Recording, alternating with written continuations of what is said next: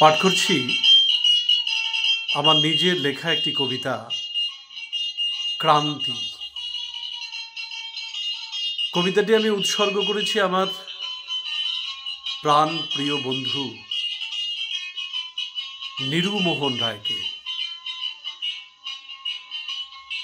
নিরুমোহন রায়ের সঙ্গে আমার জীবনের একটা গৌরবোজ্জ্বল অধ্যায় অতিবাহিত হয়েছে, তাকে কেন্দ্র করেই আমার এই কবিতা ক্রান্তি। জলপাইগুড়ি জেলার মালবাজার ব্লকের সবুজ গ্রাম ক্রান্তি, আমার প্রাণ শীতল করা এক জনপদের নাম। ৮-এর দশক থেকে এখানকারই চাপাডাঙ্গা গ্রামের নিরুমোহন রায় আমার বন্ধু।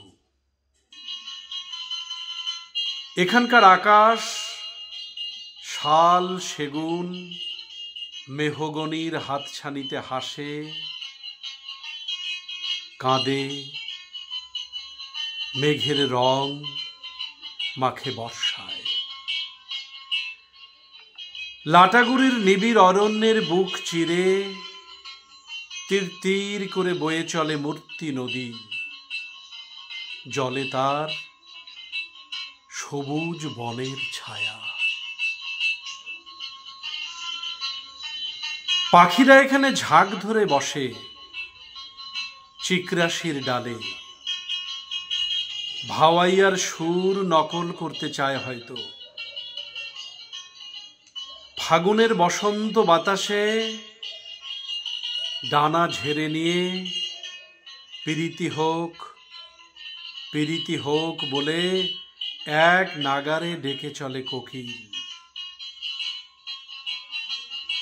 শ্যাওলার ওড়না জড়িয়ে তিস্তার বাঁহাতি ক্যানেল ধীর গতিতে বয়ে চলে নিরন্তর।